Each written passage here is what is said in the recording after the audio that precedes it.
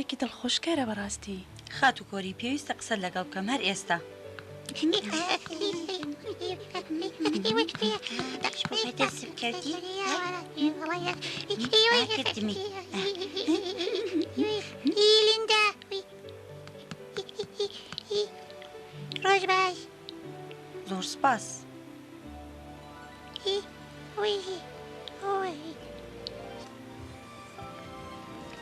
لەم ساتەیە ئاجاک وای هەست کرد کە بەختەوەترین کەسی ڕووی سەر زەمینە.